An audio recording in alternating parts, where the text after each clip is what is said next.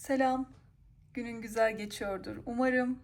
Kanalıma, videoma hoş geldin. Filiz ben. Bu videomda bir yumaktan bir yelek öreceğiz birlikte. Orta kalınlıkta 100 gram 250 metre.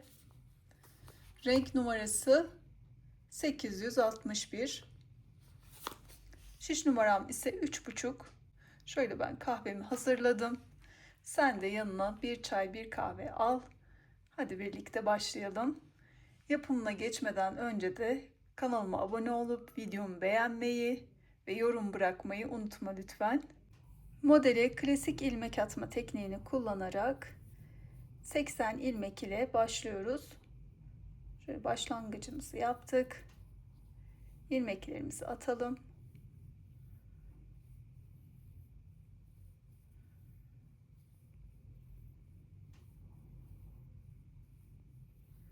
...80 ilmek attım şişime. Haroşa örmeye başlıyoruz yaka kısmı için. Şöyle baştaki ilmekten itibaren bu sırada tüm ilmeklerimizi haroşa örüyoruz.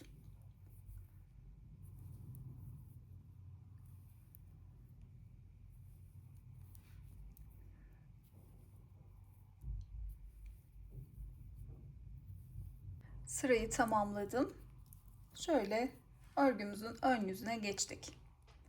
Bundan sonra örgümüzün devamında sıra başlarında ipimizi bu şekilde arkaya atıyoruz ve ilk ilmeği örmeden alıp örgümüze devam ediyoruz.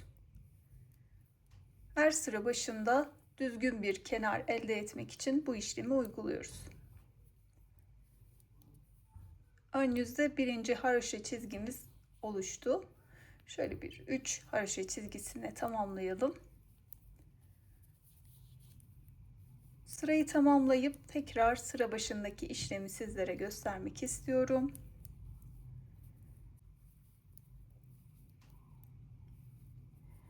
Sırayı tamamladım. Şöyle diğer sıraya geçiyorum. Sıra başında ipimi arkaya attım ve baştaki bu ilmeğimi örmeden aldım. Örgüme devam ettim. Modelimizin sonuna kadar bu şekilde olacak. Toplamda bir 3 haroşa çizgisine tamamlayalım örgümüzü. Sonrasında devam edelim. Örgümü 3 haroşa çizgisine tamamladım. Burada görünen haroşa çizgilerini sayıyorum. İlmek attıktan sonra da öreceğimiz her sırayı sayacak olursak toplamda 5 sıra ördüm ve ön yüzdeyim. Öreceğimiz bu sırada modelin ayrımlarını yapıyor olacağız. Sıra sonunda da ilk iliğimizi açacağız. Başlayalım. Baştaki ilmeğimi örmeden aldım. Bunu da sayıyorum. Düğme bandı için 7 ilmek haroşa örüyorum. Düğme bantlarımız ön yüzde ve arka yüzde örgümüzün başında ve sonunda olacak şekilde 7 ilmekten oluşuyor. 7 ilmeği modelin sonuna kadar haroşa örerek tamamlayacağız. 7 ilmek haroşa ördüm. Sonrasında 10 ilmek düz örüyorum. Ön ayrım için.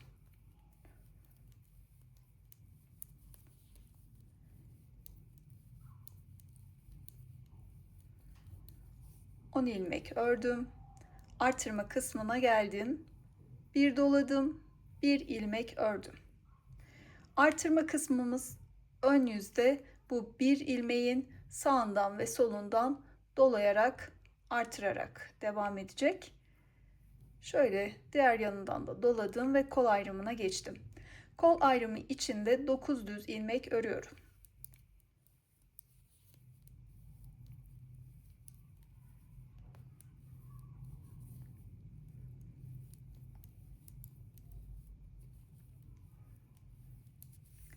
9 ilmek ördüm. Yine artırma kısmına geldim. Bir doladım. Bir artırma ilmeğini ördüm. Bir doladım. Arka ayrıma geçtim. Arka ayrım için 24 düz ilmek örüyorum.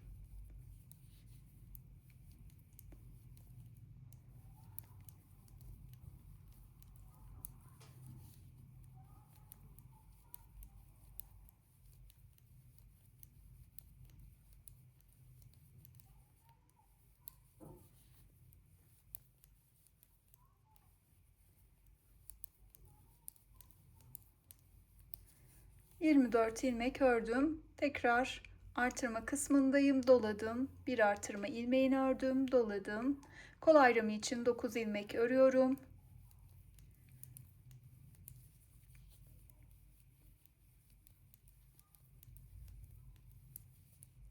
Dokuz ilmek ördüm. Tekrar doladım. Artırma ilmeğini ördüm.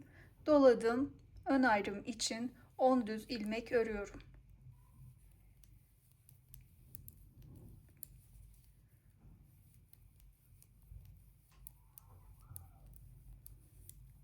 On ilmek ördüm. 7 ilmeğim kaldı. Bunları da haroşa öreceğim düğme bandı için. Onun öncesinde ilk iliğimizi açıyoruz.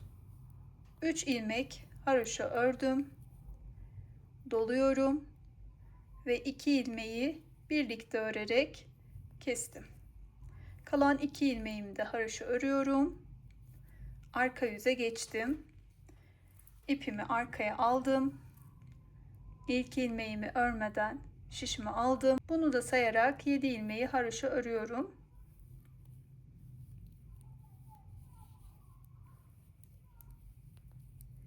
Yedi ilmeği haroşa ördüm. Şimdi diğer uçta 7 ilmek kalana kadar orta kısımdaki ilmeklerimizi ters örgü yapıyoruz arka yüzde. Modelimizin robası bu şekilde ilerleyecek. Orta kısım ön yüzde düz, arka yüzde ters örgü. Her iki uçtaki 7'şer ilmek de haroşa. Şimdi uçta 7 ilmek kalana kadar ilmeklerimizi ters örelim. Sıra sonuna geldim. 7 ilmeğimi de haroşa örüyorum.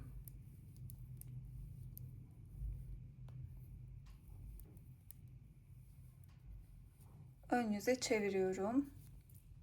Bir kez daha artırma kısmını birlikte yapalım. İyice anlaşılır olsun.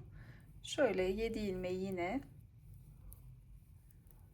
haroşa örüyorum. Sonrasında artırma kısmına kadar, yani bu bir ilmeğe kadar ilmeklerimi düz örerek geliyorum.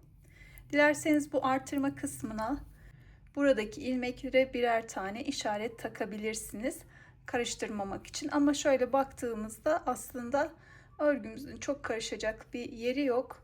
Bunu hizalıyoruz. Sağından ve solundan dolayarak artırıyoruz.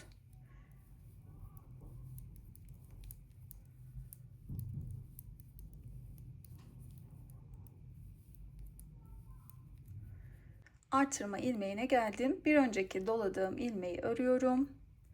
Tekrar doladım. Artırma ilmeğini ördüm. Doladım. Kol ayrımındaki ilmekleri örüyorum.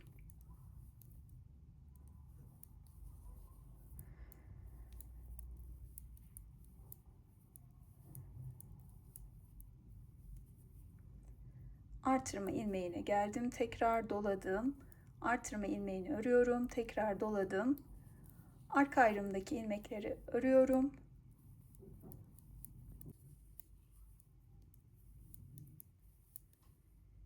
Artırma kısmına geldim. Doladım. Artırma ilmeğini ördüm. Doladım. Kol ayrımına geçtim.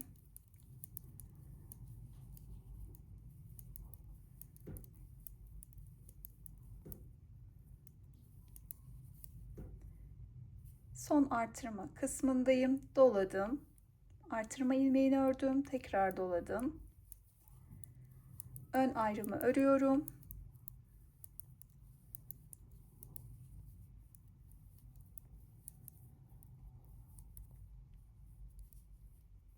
Düğme bandını da örüp sırayı tamamlıyorum.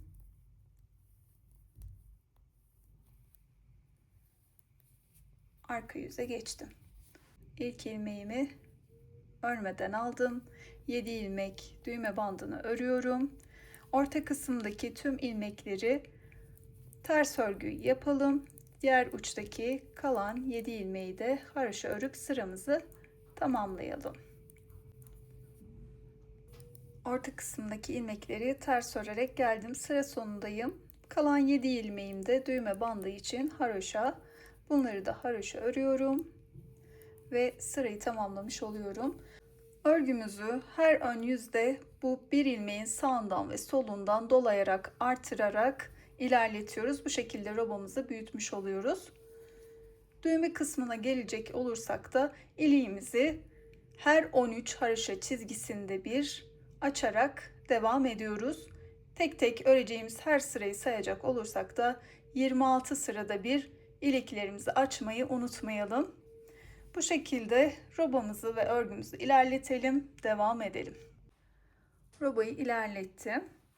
Her ön yüzde toplamda 13 defa artırdım. Şöyle her ajur yuvasını sayıyoruz. Arka yüzü ördüm. Ön yüze geçtim.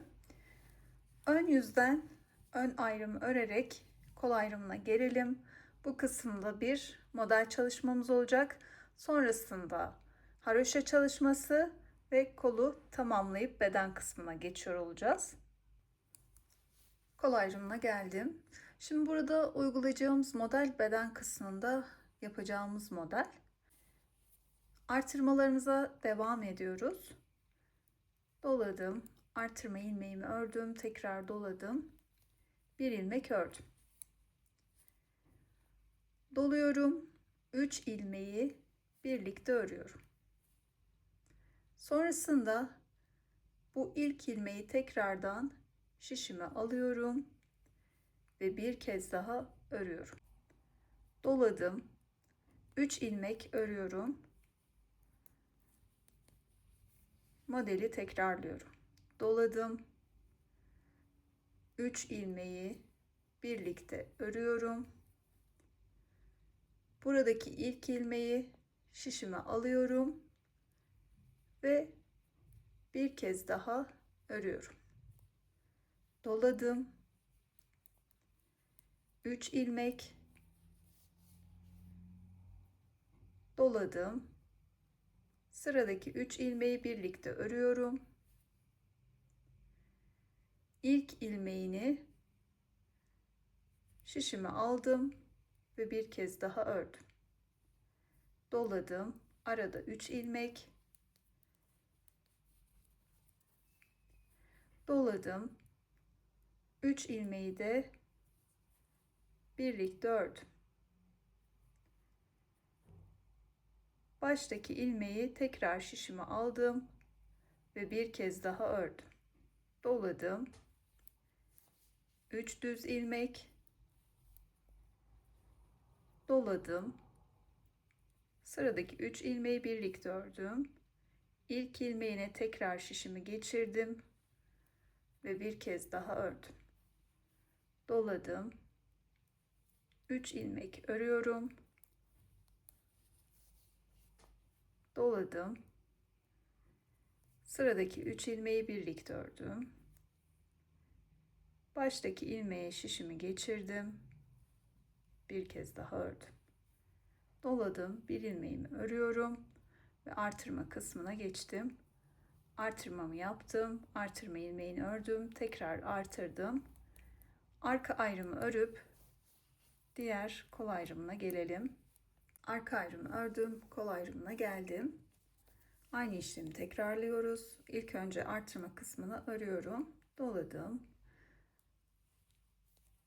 Artırma ilmeğini örüp tekrar doladım ve bir ilmek ördüm.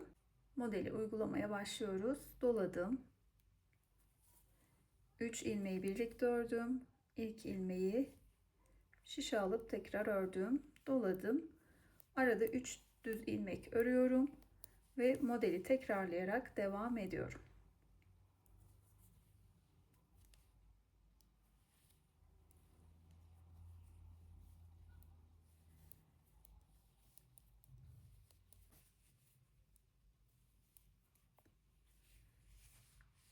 Kol ayrımını tamamladım. Şöyle artırma kısmına geldim. Doladım. Artırmamı yapıyorum. Ön ayrımı öreceğim. Sıra sonunda da bu kısım 13 haroşa çizgisine ulaştığı için ikinci iliğimi açacağım. 3 ilmek ördüm düğme bandında, bir doluyorum. 2 ilmeği birlikte örerek bir ilmek kestim. Kalan 2 ilmeğimi de örüp sırayı tamamladım. Arka yüze geçtim. Yine kol ayrımına gelelim.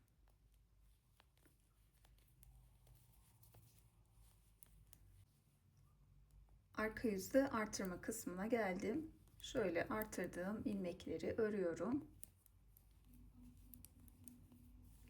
Kol ayrımına geçtim. Doladığımız bu ilmeği örüyoruz. Orta kısımda 2 ilmek var. Modeli yaptığımız yerde. Bu 2 ilmeği birlikte örüyoruz.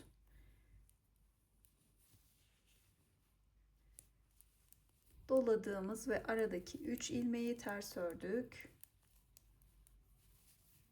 Yine diğer tarafta da aynı şekilde bu ortadaki 2 ilmeği birlikte örüyoruz. Bunu yapmamızın nedeni de bir ilmek artırımı oluyor bu kısımlarda. Onu bu şekilde eski sayısına ulaştırmış oluyoruz. Yani bir ilmek artırımı söz konusu olmuyor.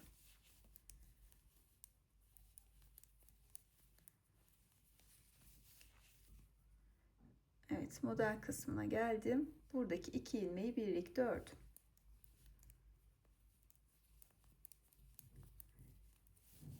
Diğer ilmeklerimi de aynı şekilde ters örerek geliyorum. Sadece bu kısımdaki doladığım ilmeği ördüm ve ortadaki 2 ilmeği birlikte ördüm.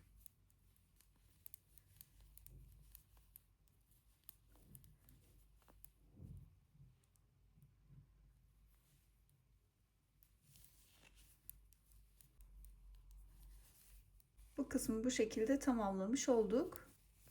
Diğer kola gelelim. Arka ayrımı örüp artırma kısmına geldim. Bu artırma kısmını örüyorum. Model kısmındayım. Şöyle doladığımız ilmeği örüyoruz. Orta kısımdaki bu 2 ilmeği de birlikte ters örerek bir ilmeği kesmiş oluyoruz.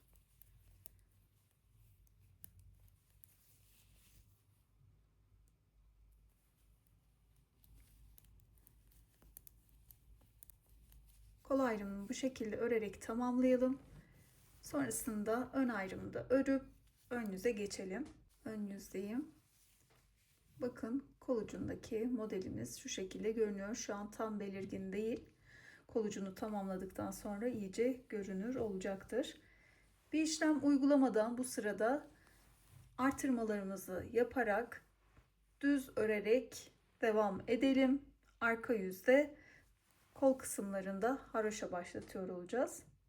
Ön yüzdeki sırayı tamamladım. Artırmalarımı yaparak arka yüze geçtim. Arka yüzde de ön ayrımı ördüm. Kol ayrımındayım. Kol ayrımındaki ilmeklerimizi haroşa örmeye başlıyoruz. Şöyle doladığım ilmeği ben çapraz bir şekilde alıyorum ki sadece kol tarafındaki bu artırdığımız ilmekleri boşluk boşluk görünmesin haroşanın yanında. Bu şekilde daha düzgün bir görüntü elde ediyoruz. Şöyle bakın, çapraz. Bu şekilde değil de çapraz şişimi geçirdim. Haroşa ördüm.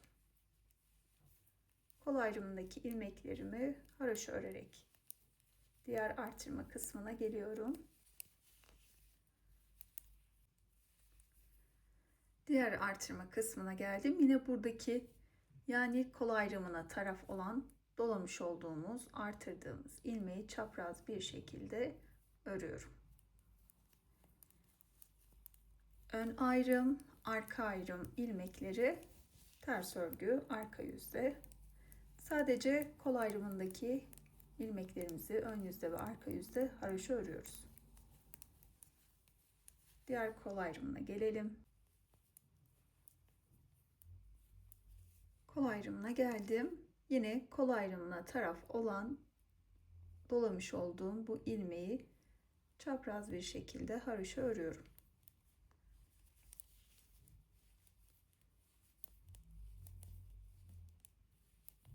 Artırma kısmına geldim. Yine burada da aynı şekilde çapraz ilmeğimi ördüm. Artırma ilmeği ve ön ayrım örüyorum. Sırayı tamamlıyorum. Ön yüze geçtim. Şimdi modelimize yine ön yüzde aynı şekilde artırarak devam ediyoruz. Arka yüzde sadece kol ayrımındaki ilmeklerimizi ön yüzde ve arka yüzde haroşa örüyoruz ve arka yüzde Kol ayrımına kalan ilmeklerimizi doladığımız, artırdığımız ilmekleri gösterdiğim şekilde çapraz alarak örüyoruz.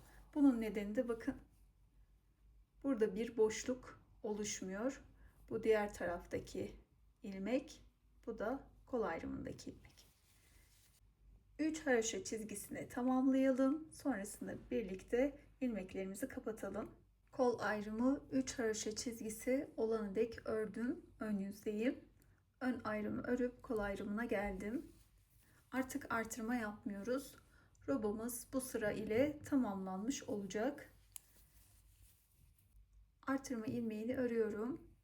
Ardından kol ayrımından bir ilmek ördüm ve bir önceki örmüş olduğum bu ilmeği üzerinden atlattım. Bir ilmek örüyoruz. Bir önceki ilmeği üzerinden atlatarak ilmeklerimizi kapatmış oluyoruz. Kol ayrımındaki ilmekleri bu şekilde kapatarak gelelim. Tek püf noktası, buradaki ilmeğimizi çok sıkı tutmamamız. Kol kısmı kasmasın diye onu ayarlayalım.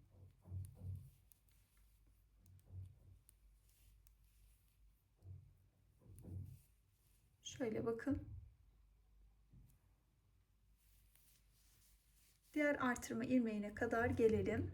Kol ayrımındaki ilmekleri kapatarak geldim. Şimdi arka ayrımı örüp diğer kol ayrımına geçiyorum. Arka ayrımı örerek kol ayrımına geldim. Şöyle artırma ilmeğini örüyorum. Bir ilmek de kol ayrımından ve üzerinden önceki ilmeği atlatıp kapatıyorum. Bir ilmek örüyoruz, bir öncekini diğer kolda yaptığımız gibi üzerinden atlatarak kapatıyoruz. Kol ayrımındaki ilmekleri artırma ilmeğine kadar kapattım. Ön yüzü ördüm, arka yüze geçtim. Arka yüzde de ters örerek bu kısmı devam ettim. Şöyle bakın, bir ilmek artırma ilmeğim kaldı. Şimdi bu bir ilmekle kol altını birleştirmesini yapıyoruz. Şimdi bu kısımda nasıl birleştirme yapacağız? Neden buradaki ilmeğimizi, artırma ilmeğimizi kapattık? Buradaki kaldı. Bunun nedeni bunun ile bu kısmı birleştiriyor olmamız ve bir boşluk oluşmuyor bu yapacağımız teknik ile. Buradaki ilmeğimizi boşa çıkardık. Şöyle diğer taraftan bu artırma ilmeğini hizalıyoruz ve iki ilmeğe şişimizi geçiriyoruz. Şöyle bakın. Şişimizi geçirdik. Bu boştaki ilmeğimizi alıyoruz ve bu kısımdan ön yüze geçiriyoruz. Bunu eğer zorlanırsanız bir tığ yardımı ile de yapabilirsiniz. Bakın şöyle tekrar geçirdiğimiz ilmekler, bu kalan ilmeğimiz, şöyle alıyoruz ve ön yüze geçiriyoruz. İlmeğimizi geçirdik ve kol altını birleştirmiş olduk. Geçirmiş olduğumuz bu ilmeğimizi ters örgü yapıyoruz. Örgümüze devam ediyoruz. Şöyle bakın. Düzgün bir birleştirme elde etmiş olduk. Devam edelim. Diğer tarafı da birlikte birleştirmesini yapalım. Sıra sonunda bir ilmek kalana kadar ördüm. Bu ilmeğimizi boşa çıkardık. Şöyle diğer taraftan artırma ilmeğini hizaladık ve 2 ilmek olacak şekilde şişimizi geçirdik. Buradaki boştaki ilmeğimizi tekrar şişe alıyoruz ve bu 2 ilmeğin içerisinden geçiriyoruz. Bu kadar kolay. Sonrasında bu ilmeğimizi de ters örüyoruz ve örgümüze devam ediyoruz.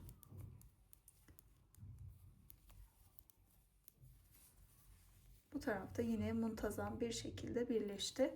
Sırayı tamamlayalım. Robamız tamamlandı. Arka yüz örüp ön yüze geçtim. Şişimizde toplamda 128 ilmeğimiz var. Beden kısmındaki modelimizin kurulumuna başlıyoruz. Beden kısmında yapacağımız model kol ucunda yaptığımız model ile aynı. 3 ve 3'ün katları üzerine kuruluyor. Modelimizi kurduğumuzda bu kısımda bir ilmek fazlalığımız var. Bunu kol altında eksilteceğim. Kurmaya başlayalım. İlk önce düğme bandını örüyorum.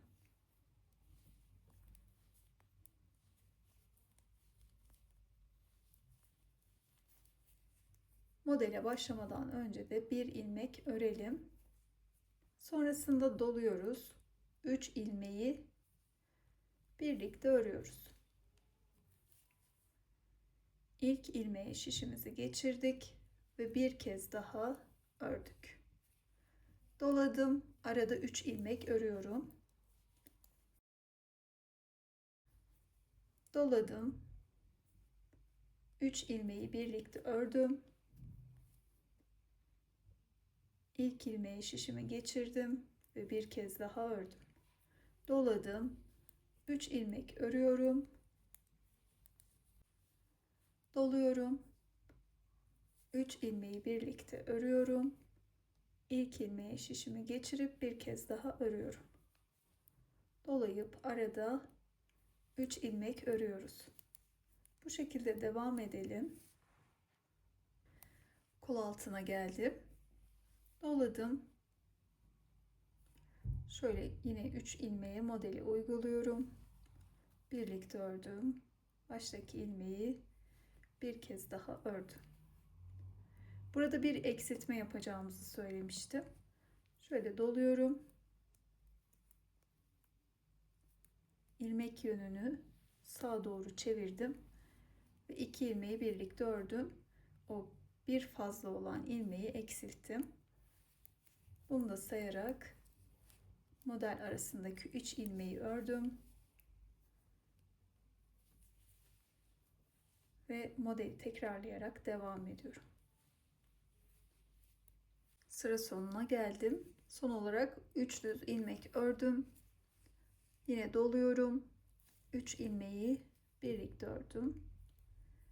Ve baştaki ilmeği bir kez daha ördüm.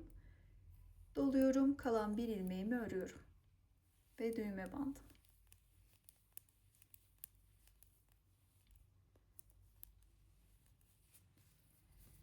Arka yüze geçtim. Düğme bandını örüyorum. Arka yüzde de ters örerek yine devam ediyoruz. Doladığım ilmeği ters ördüm. Yine ortadaki bu 2 ilmeği birlikte örerek kesiyoruz ki ilmek artımı olmasın.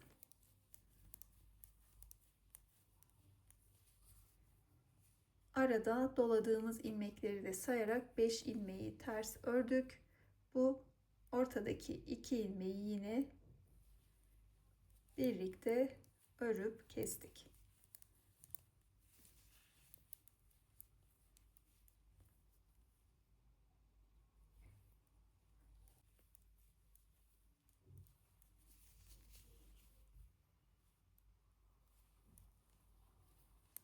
Sırayı tamamlayalım. Ön yüze geçelim. Ön yüze geçtim. Modelimize ön yüzde orta kısım bir sıra düz, arka yüzde de bir sıra ters olacak şekilde örüp ön yüze geçelim. Düğme bantlarımız yine aynı şekilde. Modelimizin ikinci sırasını birlikte yapalım. İlk model sıramız tamamlanmış oldu. Modelimiz 4 sıradan oluşuyor. 4 sırada bir kaydırmalı bir şekilde devam ediyor. Modelimizin ikinci sırasında kaydırmamızı yaparak örüyoruz. Buradaki 3 ilmeği örüp aradaki 3 ilmeğe modelimizi yapacağız. Düğme bandını örelim.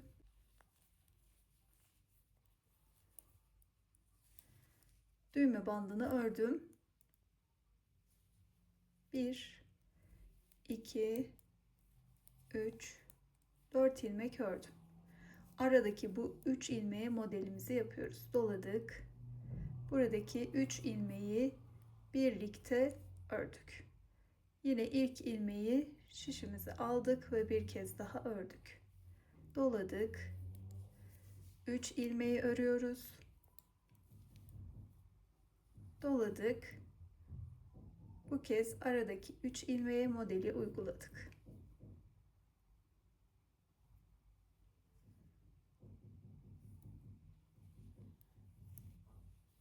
Doladım. Arada 3 ilmek ördüm. Doladım. 3 ilmeğe modeli uyguladım.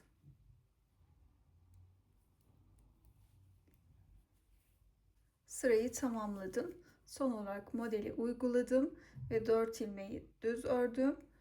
Düğme bandını ve arka yüze geçtim. Arka yüzde de düğme bandını örelim.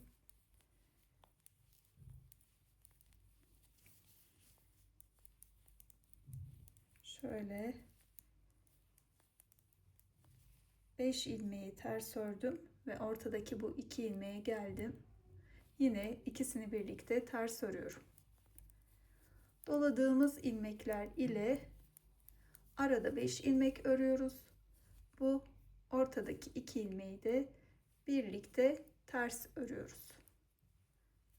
Arka yüzümüz de bu şekilde.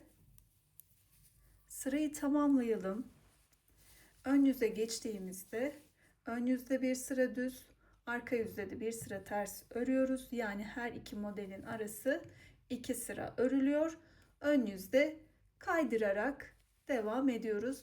Üçüncü model sıramızda ilk model sıramızda olduğu gibi direkt bir ilmek ördükten sonra modeli uyguluyoruz. Bu şekilde örerek beden kısmını ilerletelim. 13 haroşa çizgisi olunca da iliklerimizi açmaya devam edelim. Yeleğin beden kısmını ilerlettim.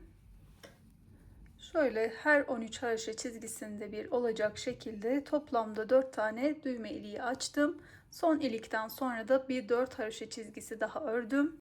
Son olarak da ön yüzü örüp arka yüze geçtim. Arka yüzde haroşamızı başlatacağız. Etek ucundaki 3 haroşa çizgisi örüp ilmeklerini kapatacağız. Şöyle o kısma geçmeden önce de kaç sıra model uygulamışım onu da sayalım. 1, 2, 3, 4, 5, 6, 7, 8, 9, 10, 11, 12, 13. 13 defa modeli uygulamışım. Arka yüzde tüm ilmeklerimizi haroşa örelim.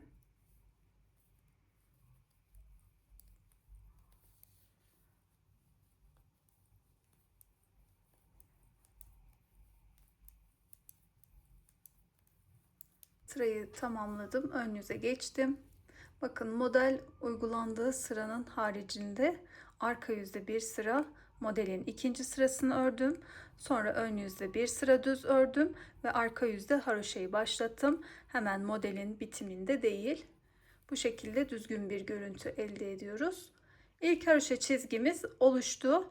3'e tamamlayalım. Sonrasında ilmekleri birlikte kapatalım. Tamamladım. Ön yüzdeyim. İlmekleri kapatmaya başlıyorum. İlk ilmeğimi örmeden aldım. İkinci ilmeğimi ördüm.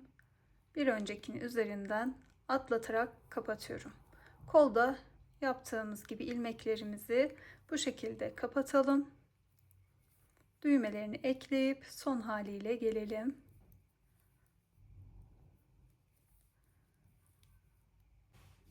İlmekleri kapattım, düğmeleri ekledim ve modelimiz tamamlanmış oldu. Vakit ayırıp benimle birlikte bu modeli deneyip ördüğünüz için teşekkür ediyorum. İyi ki varsınız. Bildiğim her şeyi sizinle paylaşıyorum. Faydalı olabiliyorsam ne mutlu bana. Abone olmanız, videolarımı beğenip yorum yapmanız benim için yeterli. Modelimizi 1 yaş ölçülerinde yaptık. Bir yumaktan bir yelek şeklinde. Bu kadar da ipliğim arttı.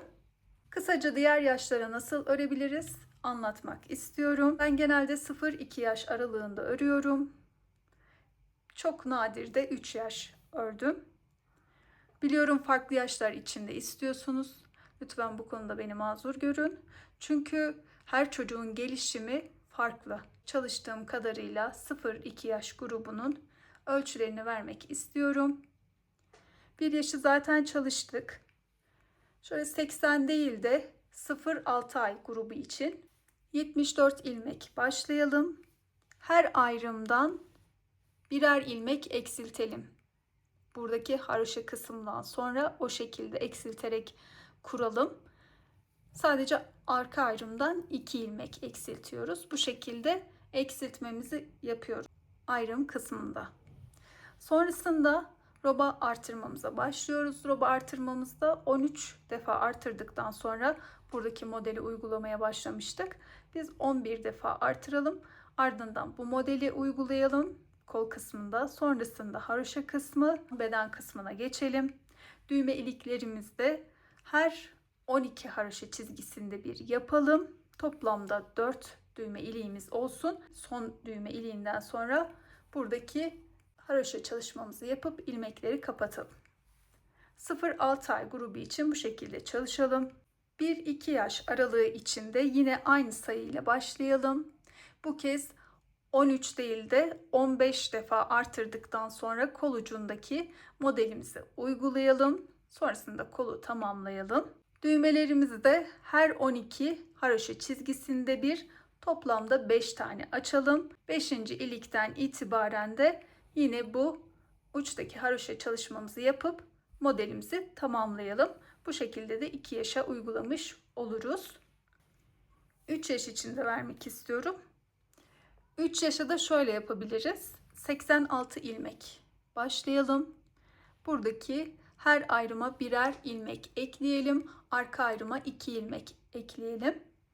Bu kısmı da 16 defa artırdıktan sonra buradaki çalışma kısmına geçelim. Modelimizi çalışıp kolu tamamlayalım. Yine düğme aralığımızda 13 haroşa çizgisinde bir, toplamda 5 tane olabilir. Yine isterseniz beden kısmını ölçerek de daha fazla uzatabilirsiniz düğme aralığını. Siz yapacağınız bebeğin gelişimine bakın. Sonuncu ilikten sonra direkt bu uçtaki haroşa çalışmamızı yapıp tamamlayabiliriz. Farklı iplik ve şiş numarası ile çalışanlar için modelin şöyle ölçülerini vermek istiyorum. Boy 32 santim, en 25,5 santim, yaka genişliği 12 santim, yakadan kol altı 15 santim, kol genişliği 12 santim, düğme aralığı 8,5 santim. Sıradaki videoda yine güzel bir çalışmamız olacak. Abone olup bildirimleri açın. O videoda görüşene dek sevgiyle kalın.